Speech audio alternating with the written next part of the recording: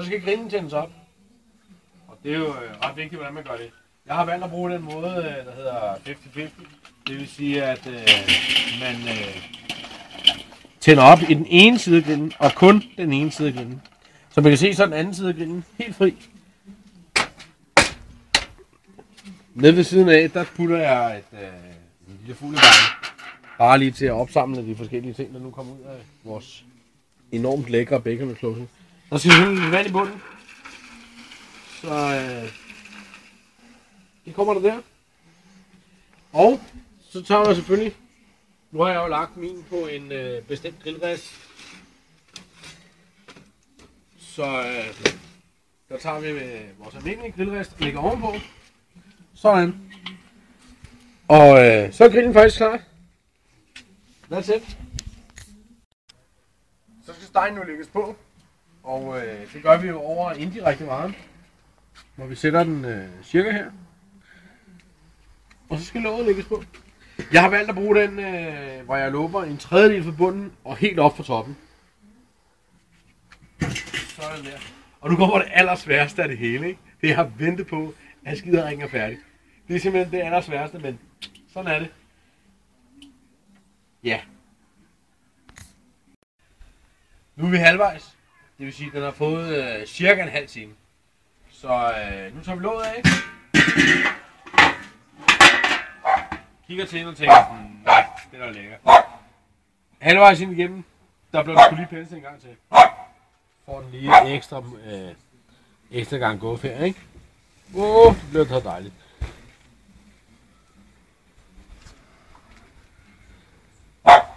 Igen, man kan jo pinde det, som man har lyst til, men jeg synes bare, at efter en halv times tid, så skal det have fuld bræk. Og igen, som jeg sagde tidligere, marinade, det kan man sgu ikke få for meget af. Sådan er det bare. Så den får lige et ordentligt pulver over det hele.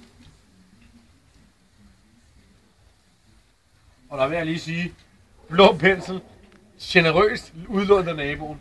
Fantastisk. Sådan der. Så tror jeg faktisk, at det der ligger sådan der. Mum. Vi lægger låget på igen. Vi venter. Igen noget af det sværeste ved at lave sådan noget grillmad. Det er at vente. Det er ventetiden. Det er frygteligt. Men vi må lide for skønheden. Sådan er det bare.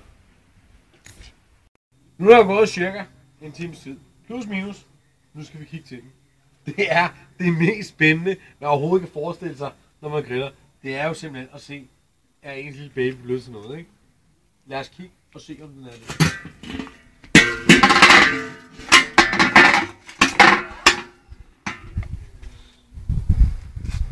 Og hvad skal jeg sige? Hvor er det fedt. Det der, det er for godt. Senere, der skal I se, hvordan jeg skærer den ud, hvad jeg bruger som tilbehør. Igen må I huske på, at det skal gå lidt hurtigt i dag, men det der, ikke? Namme. Og banæssaucen, det er jo selvfølgelig noget, man selv laver. Det er klart. Her kommer vi jo så til alle de anstrengelser hele dagen. Og lad os se, om det har været det værd.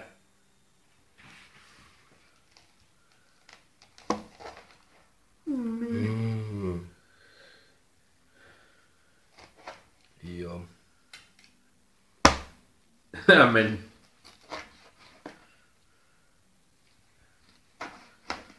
Og der vil jeg bare sige, jeg har kun én ting at sige. Prøv lige at kigge her. Prøv lige at følge med her. Jeg ved ikke, hvordan man staver til det på dansk. Men jeg vil bare sige, ja, det er lækkert. Nu kommer noget af det vigtigste.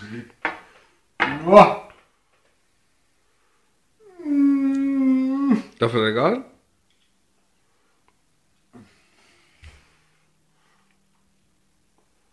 Jeg håber ikke, min mor ser det her, ikke? Men det her, ikke? Det er bedre end noget, du nogensinde har budt mig. Stik det kameramanden en bid her, der.